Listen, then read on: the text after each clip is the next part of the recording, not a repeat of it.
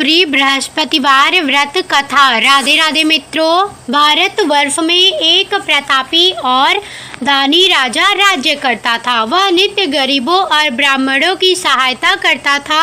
यह बात उसकी रानी को अच्छी नहीं लगती थी। वह ना ही गरीबों को दान देती थी, ना ही भगवान का पूजन करती थी और राजा को भी दान देने से मना किया करती थी। एक दिन राजा शिकार खेलने वन को गए हुए थे तो रानी महल में अकेली थी। उसी समय बृहस्पति देव साधु वेश में राजा के महल में भिक्षा के लिए गए और भिक्षा मांगी। रानी ने भिक्षा देने से इनकार किया और कहा, हे साधु महाराज, मैं तो दान पुण्य से तंग आ गई हूँ। मेरा पति सारा धन लुटाते रहते हैं। मेरी इच्छा है कि हमारा धन नष्ट हो जाए, फिर न रहेगा बांस, न बजेगी बांसुरी। साधु ने कहा, देवी, तुम तो बड़ी विचित्र हो। धन संतान तो सभी चाहते हैं, पुत्र और लक्ष्मी तो पापी के घर भी होने चाहिए। यदि तुम्हारे पास अधिक धन है तो भूखे को भोजन दो, प्यासों के लिए प्याऊ बनवाओ, मुसाफिरों के लिए धर्मशालाएं खुलवाओ। जो निर्धन अपनी कुंवारी कन्याओं का विवाह नहीं कर सकते, उनका विवाह करा दो। ऐसे और कई काम हैं जिनके करने से तुम्हारा यश लोक परलोक में फैलेगा। परंतु रानी पर उपदेश का कोई प्रभाव ना पड़ा। वह बोली, महाराज, आप मुझे कुछ ना समझाएं। मैं ऐसा धन नहीं चाहती जो हर जगह बांटती फिरूं। साधु ने उत्तर दिया, यदि तुम्हारी ऐसी इच्छा है तो तथास्तु। तुम ऐसा करना कि बृहस्पतिवार को घर लीपकर पीली मिट्टी से अपना सिर धोकर स्नान करना, बत्ती चढ़ाकर कपड़े धोना। ऐसा करने से आपका सारा धन नष्ट हो जाएगा। इतना कहकर वह साधु महाराज वहाँ से आलोप हो गए। साधु के अनुसार कई बातों को पूरी करते हुए रानी को केवल 3 बृहस्पतिवार ही बीते थे कि उनकी सारी संपत्ति नष्ट हो गई। भोजन के लिए राजा का परिवार तरसने लगा। तब एक दिन राजा ने रानी से बोला कि हे रानी, तुम यहीं रहो, मैं दूसरे देश को जाता हूँ, क्योंकि यहाँ पर सभी लोग मुझे जानते हैं, इसलिए मैं कोई छोटा कार्य नहीं कर सकता। ऐसा कहकर राजा परदेश चला गया। वहाँ वह जंगल से लकड़ी काट कर लाता और शहर में बेचता। इस तरह वह अपना जीवन व्यतीत करने लगा। इधर राजा के परदेश जाते ही रानी और दासी दुखी रहने लगी। एक बार जब रानी और दासी को 7 दिन तक बिना भोजन के रहना पड़ा तो रानी ने अपनी दासी से कहा, हे दासी, पास ही के नगर में मेरी बहन रहती है, वह बड़ी धनवान है। तू उसके पास जा और कुछ ले आ, ताकि थोड़ी बहुत गुजर बसर हो जाए। दासी रानी की बहन के पास गई। उस दिन गुरुवार था और रानी की बहन उस समय बृहस्पतिवार व्रत की कथा सुन रही थी। दासी ने रानी की बहन को अपनी रानी का संदेश दिया, लेकिन रानी की बड़ी बहन ने कोई उत्तर नहीं दिया। जब दासी को रानी की बहन से कोई उत्तर नहीं मिला तो वह बहुत दुखी हुई और उसे क्रोध भी आया। दासी ने वापस आकर रानी को सारी बात बता दी। सुनकर रानी ने अपने भाग्य को कोसा। उधर रानी की बहन ने सोचा कि मेरी बहन की दासी आई थी, परंतु मैं उससे नहीं बोली, इससे वह बहुत दुखी हुई होगी। कथा सुनकर और पूजन समाप्त करके वह अपनी बहन के घर आई और कहने लगी, हे बहन, मैं बृहस्पतिवार का व्रत कर रही थी। तुम्हारी दासी मेरे घर आई थी, परंतु जब तक कथा होती है तब तक ना तो उठते हैं और ना ही बोलती हैं, इसलिए मैं नहीं बोली। कहो दासी, क्यों गई थी? रानी बोली, बहन, तुमसे क्या छिपाऊं, हमारे घर में खाने तक को अनाज नहीं था। ऐसा कहते कहते रानी की आंखें भर आई। उसने दासी समेत पिछले 7 दिनों से भूखे रहने तक की बात अपनी बहन को विस्तार पूर्वक सुना दी। रानी की बहन बोली, देखो बहन, भगवान बृहस्पति देव सबकी मनोकामना को पूर्ण करते हैं। देखो, शायद तुम्हारे घर में अनाज रखा हो। पहले तो रानी को विश्वास नहीं हुआ, पर बहन के आग्रह करने पर उसने अपनी दासी को अंदर भेजा तो उसे सचमुच अनाज से भरा एक घड़ा मिल गया। यह देखकर दासी को बड़ी हैरानी हुई। दासी रानी से कहने लगी, हे रानी, जब हमको भोजन नहीं मिलता तो हम व्रत ही तो करती हैं, इसलिए क्यों ना इनसे व्रत और कथा की विधि पूछ ली जाए ताकि हम भी व्रत कर सकें। तब रानी ने अपनी बहन से बृहस्पतिवार व्रत के बारे में पूछा। उसकी बहन ने बताया, बृहस्पतिवार के व्रत में चने की दाल और मुनक्का से विष्णु भगवान का केले की जड़ में पूजन करें तथा दीपक जलाएं। व्रत कथा सुने और पीला भोजन ही करें। इससे बृहस्पति देव प्रसन्न होती हैं। व्रत और पूजन विधि बताकर रानी की बहन अपने घर को लौट गई। 7 दिन के बाद जब गुरुवार आया तो रानी और दासी ने व्रत रखा। गुड़ फाल में जाकर चना और गुड़ लेकर आई, फिर उससे केले की जड़ तथा विष्णु भगवान का पूजन किया। अब पीला भोजन कहाँ से आए, इस बात को लेकर दोनों बहुत दुखी थी। क्योंकि उन्होंने व्रत रखा था इसलिए बृहस्पति देव उनसे प्रसन्न थे, इसलिए वे एक साधारण व्यक्ति का रूप धारण कर 2 थालों में सुंदर पीला भोजन दासी को दे गए। भोजन पाकर दासी प्रसन्न हुई और फिर रानी के साथ मिलकर भोजन ग्रहण किया। उसके बाद वे सभी गुरुवार को व्रत और पूजन करने लगी। बृहस्पति भगवान की कृपा से उनके पास फिर से धन संपत्ति आ गई, परंतु रानी फिर से पहले की तरह आलस्य करने लगी। तब दासी बोली, देखो रानी, तुम पहले भी इस प्रकार आलस्य करती थी, तुम्हें धन रखने में कष्ट होता था, इस कारण सभी धन नष्ट हो गया। और अब जब भगवान बृहस्पति की कृपा से धन मिला है तो तुम्हें फिर से आलस्य होता है। रानी को समझाते हुए दासी कहती है कि बड़ी मुसीबतों के बाद हमने यह धन पाया है, इसलिए हमें दान पुण्य करना चाहिए, भूखे मनुष्यों को भोजन कराना चाहिए और धन को शुभ कार्यों में खर्च करना चाहिए, जिससे तुम्हारे कुल का यश बढ़ेगा, स्वर्ग की प्राप्ति होगी और पितृ प्रसन्न होंगे। दासी की बात मानकर रानी अपना धन शुभ कार्यों में खर्च करने लगी, जिससे पूरे नगर में उसका यश फैलने लगा। बृहस्पतिवार व्रत कथा के बाद श्रद्धा के साथ आरती की जानी चाहिए। इसके बाद प्रसाद बांटकर उसे ग्रहण करना चाहिए। एक दिन राजा दुखी होकर जंगल में एक पेड़ के नीचे आसन जमाकर बैठ गया। वह अपनी दशा को याद करके व्याकुल होने लगा। बृहस्पतिवार का दिन था। एकाएक उसने देखा कि एक निर्जन वन में एक साधु प्रकट हुए। वह साधु वेश में स्वयं बृहस्पति देवता थे। लकड़हारे के सामने आकर बोले, हे लकड़हारे, इस सुनसान जंगल में तू चिंतामग्न क्यों बैठा है? लकड़हारे ने दोनों हाथ जोड़कर प्रणाम किया और उत्तर दिया, महात्मा जी, आप सब कुछ जानते हैं, मैं क्या कहूँ? यह कहकर रोने लगा और साधु को अपनी आत्मकथा सुनाई। महात्मा जी ने कहा, तुम्हारी स्त्री ने बृहस्पति के दिन बृहस्पति भगवान का निरादर किया है, जिसके कारण रुष्ट होकर उन्होंने तुम्हारी यह दशा कर दी, पैसे के 2 कर दी।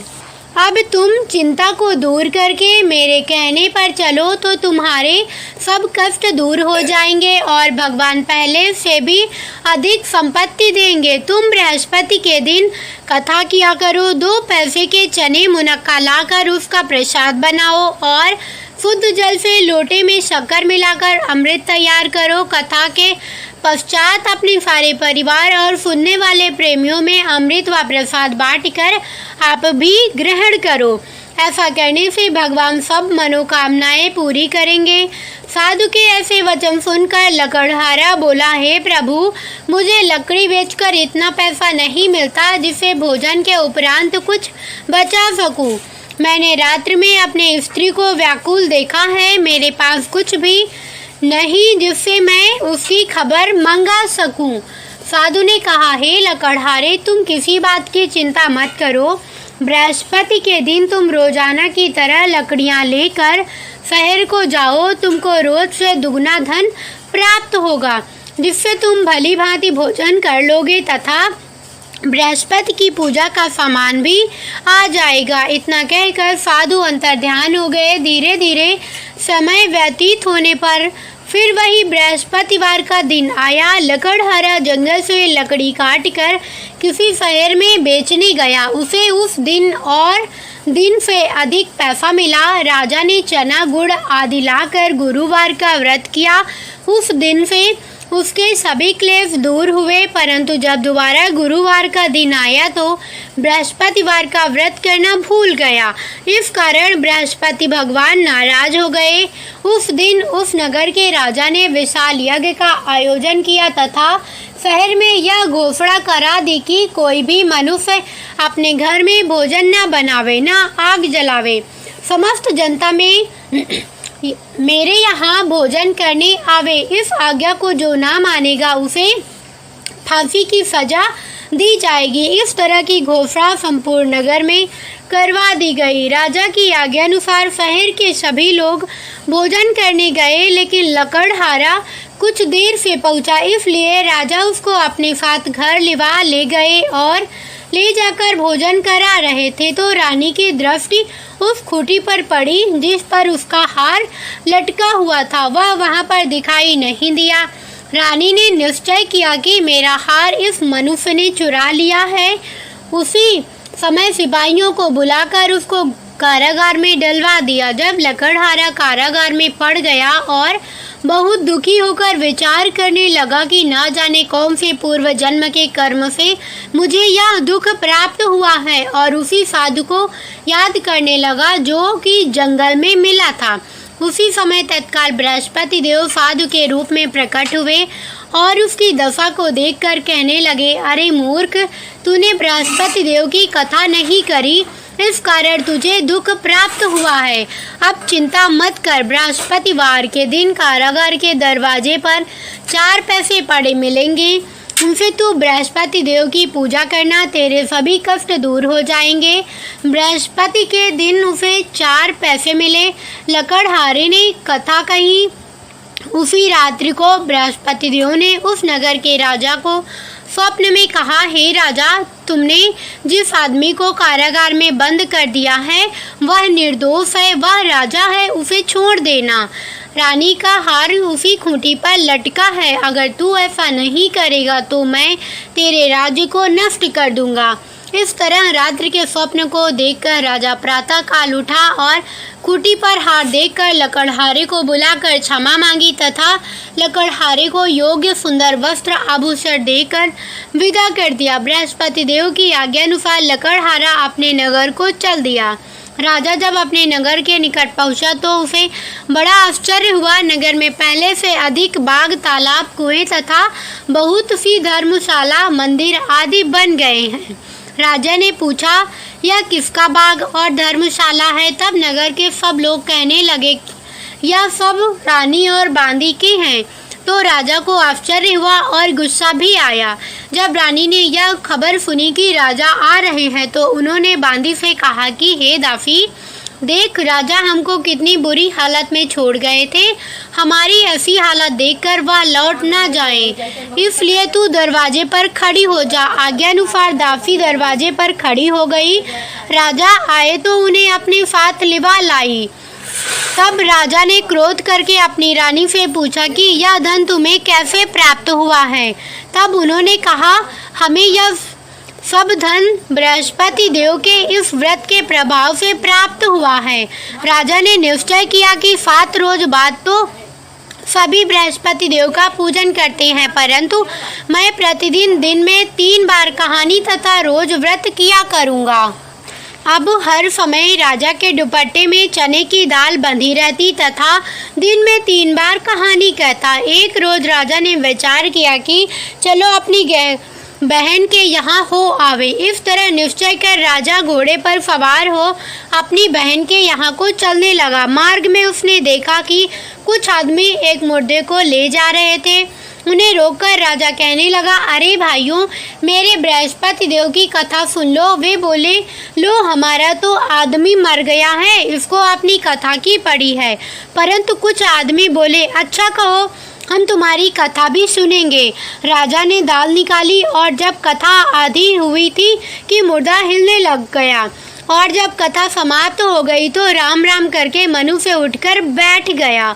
आगे मार्ग में उसे एक किसान खेत में हल चलाता मिला। राजा ने उसे देख और उसे बोले, अरे भैया, तुम मेरी बृहस्पतिवार की कथा सुन लो। किसान बोला, जब तक मैं तेरी कथा सुनूंगा तब तक 4 हरैया जोत लूंगा।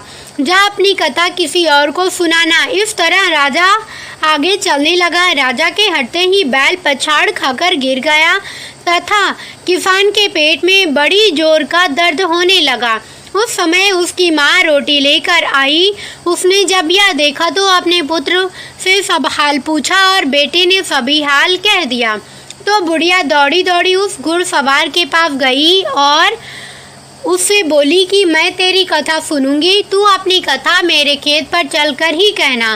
राजा ने बुढ़िया के खेत पर जाकर कथा कही, जिसके सुनते ही वह बैल उठ खड़ा हुआ तथा किसान के पेट का दर्द भी बंद हो गया। राजा अपनी बहन के घर पहुंचा। बहन ने भाई की खूब मेहमानी की। दूसरे रोज प्रातः काल राजा जगा तो वह देखने लगा कि सब लोग भोजन कर रहे हैं। राजा ने अपनी बहन से कहा, ऐसा कोई मनुष्य है जिसने भोजन नहीं किया हो, मेरी बृहस्पतिवार की कथा सुन ले। बहन बोली, हे भैया, यह देश ऐसा ही है कि पहले यहाँ लोग भोजन करते हैं, बाद में अन्य काम करते हैं। अगर कोई पड़ोस में हो तो देख आऊँ। वह ऐसा कहकर देखने चली गई, परंतु उसे कोई ऐसा व्यक्ति नहीं मिला जिसने भोजन न किया हो। अतः वह एक कुम्हार के घर गई जिसका लड़का बीमार था। उसे मालूम हुआ कि उनके यहाँ 3 रोज से किसी ने भोजन नहीं किया है। रानी ने अपने भाई की कथा सुनने के लिए कुम्हार से कहा। वह तैयार हो गया। राजा ने जाकर बृहस्पतिवार की कथा कही, जिसको सुनकर उसका लड़का ठीक हो गया। अब तो राजा की प्रशंसा होने लगी। एक रोज राजा ने बहन से कहा कि हे बहन, हम अपने घर को जाएंगे, तुम भी तैयार हो जाओ। राजा की बहन ने अपनी सास से कहा। सास ने कहा, हाँ चली जा, परंतु अपने लड़कों को मत ले जाना, क्योंकि तेरे भाई की कोई औलाद नहीं है। बहन ने अपने भैया से कहा, हे भैया, मैं तो चलूँगी, पर कोई बालक नहीं जाएगा। राजा बोला, जब कोई बालक नहीं चलेगा तब तुम ही क्या करोगी। बड़े दुखी मन से राजा अपने नगर को लौट आया। राजा ने अपनी रानी से कहा, हम निर्वंशी हैं, हमारा मुँह देखने का धर्म नहीं है और कुछ भोजन आदि नहीं किया। रानी बोली, हे प्रभु, बृहस्पति देव हमें सब कुछ दिया है, वह हमें औलाद अवश्य देंगे।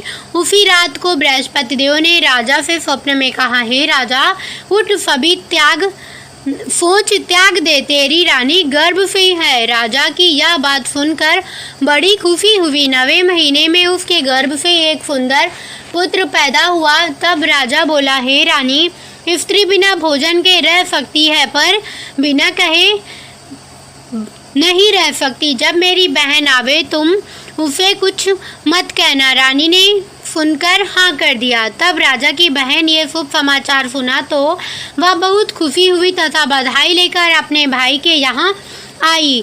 तभी रानी ने कहा, घोड़ा चढ़कर तो नहीं आई, गधा चढ़ी आई।